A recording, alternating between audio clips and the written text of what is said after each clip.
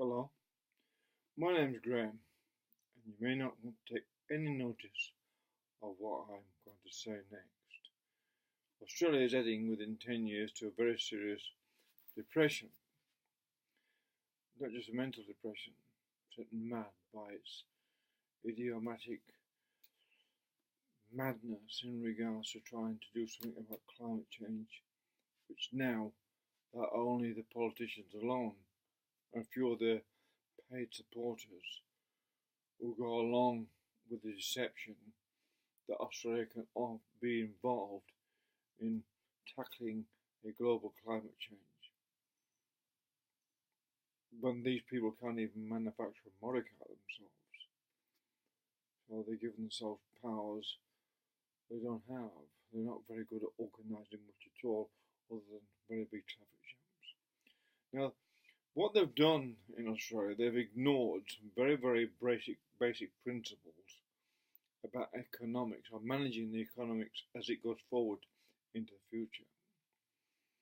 And because it's all written, it's all there in a book called The Wealth of Nations, Adam Smith, The Wealth of Nations, which I suggest everyone should read, even if it's a difficult thing to everyone to read. Everyone should read this book and try to understand it, or try to get the gist of it, or go and discover it on the net. What it means, what it says is the housing, the cost of housing, is a very basic principle within developing an economic base, if you like, a foundation. If you keep this economic principle in there as a constant throughout your policy, throughout the generations, then you can build up the basic capital that founds the nation, that creates a bigger and bigger capital and consolidated base that then takes care of what I call growth need. That is the amount of financial stability and security a country needs to take care of the growth in need for aged care, healthcare, schools, and all that, without having to borrow from overseas finance and overseas funds and whatever.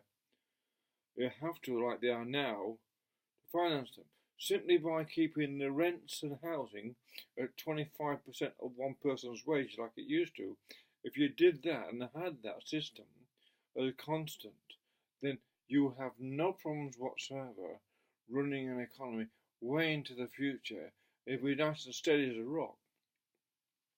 But these people have forgot the first principles of economics, which was developed by Adam Smith, one of the greatest thinkers ever in the universe and the world, of any time, of any nation.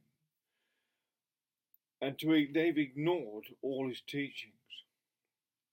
And in doing so, what they've also done, by chasing that, everyone's going to get rich by getting through more and more expensive houses. Now, it doesn't even make any sense whatsoever if you're thinking about it for 2 minutes. Real estate agents make lots of money out of it. Banks make lots of money out of it. All sorts of agencies in between and councils and all that, all making lots of money out of it. And all they've got is people got enormous amounts of debt for just to live in a house. And all they do is, does it make you any happier? The bigger your house and all that, the bigger your debt, you're now happier because of that, happier than the people before? I don't know if it makes anyone any happier. Or you can buy happiness that way, or make anyone happier by buying this to show off. I don't know. But that's what they've done. They've made this house a means to look like you're wealthier and wealthier and wealthier, when eventually, the country and the nation no longer can afford the rents involved to keep up with all this house investment. And remember, all teachers and all people who work in cities, all paid by the government, all pay these rents or buy these houses off. So that's money that has to be borrowed from productivity or taken from the productive sector. But if you then, by increasing the cost of housing, as they are doing across the Western world, and they're following the Middle East and they're following the Mediterranean system as well, what breaks all those countries. They followed that into the West now, they've copied it.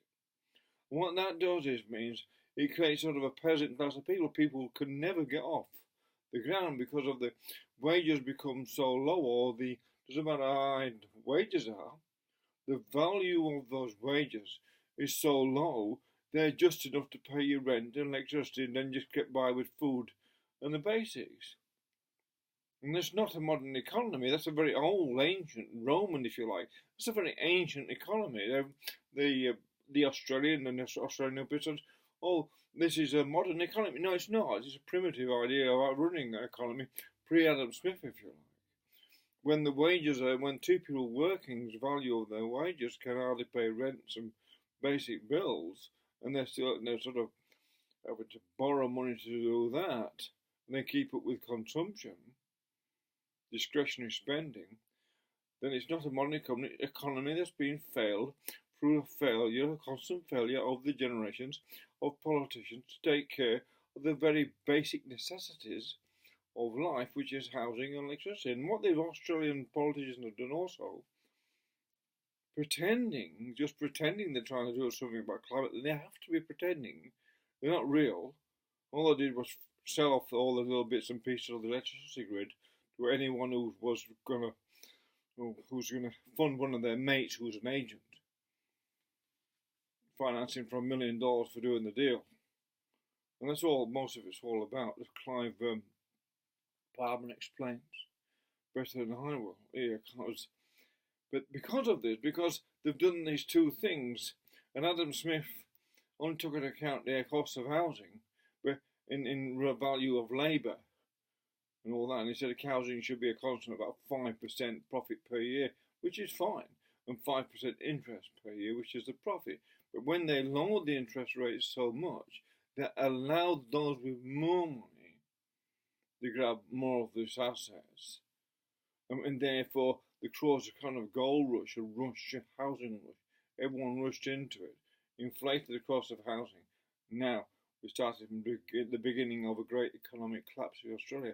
And what they're doing also is sort of to add to show that the people are irresponsible and inconsiderate, is they're bringing each year 200,000 more migrants in, many of them into jobs like working in call centres, driving taxis, and all these sorts of jobs that can be done by robots anyway, and all the taxis were replaced by driverless cars, bringing thousands and thousands of immigrants in at a time when they're creating a recession. Therefore, they're risking a massive economic collapse or recession, which creates far more unemployment than there would be before if they hadn't increased the price of housing, increased the price of electricity, on top of increasing the number of immigrants coming in. And all the things, you've added up the three of them together, means in the end you end up with overcrowded cities with people low financial status. Whatever happens elsewhere in the world is then transferred into Australia. You're not immigrating people to have a better quality of life in a way. You're immigrating people to lower the quality of life for everyone, including the immigrants. The immigrants who come there before are now suffering because the amount of immigrants coming in. So saying there should be a halt in racism, halt in immigration isn't racist, because there's already hundreds of different cultures within Australia already. So this protects the people who are already here. So when someone says, "Oh, let's have a halt in immigration," they get hounded out for being racist. Do they mention which races? But if the immigrants come from England or Scotland or Ireland or Germany, it doesn't matter. There should be a halt in immigration because of another reason as well, is there's a finite amount of water diminishing in Australia. The more bodies you have to shower and wash and clean and look after and feed, that's the more water you need. Each house has an extra shower and extra toilet used by more and more people. And that takes more and more water out of the system, less for farmers, less for productivity, etc. Unless your product, of course, is charging money for using the water and using the toilet, so you have to pay money for using the water you use anyways just to keep yourself clean and wash your clothes. So you can see what happened with the PC system, which is a political corporation, and that's what it is. It's a political corporate system. The politics of Australia caters mainly to the corporate sector and acts like a corporate body itself, which then has no sympathy or empathy or is basically soulless towards society itself. That's why it's able to come out and say things what are patently untrue, like we're tackling climate change, which is just a cover for the fact they're subsidising unwanted and unneeded goods we don't manufacture in Australia. Therefore, we're subsidising employment overseas, at the same time causing a diminishment of being able to manufacture products in Australia.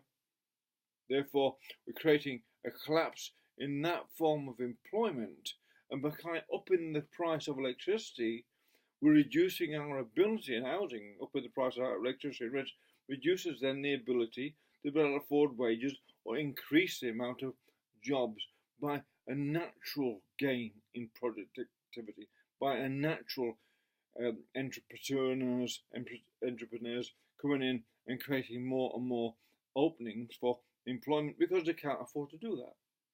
Because the price of electricity, price of rent, all the massive amount of regulations, all the license and everything else they've got imposed now upon the worker.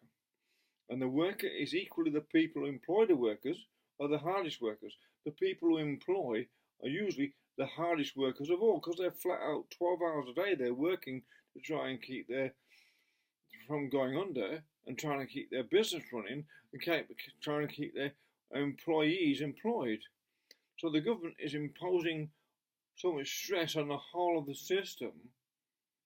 It's depleting the energy of the people at the same time as it's sort of depleting the currency of the people by spending so much more money and energy with subsidising wind and solar than the money gained by that to society, because society is losing money by the billions on wind and solar.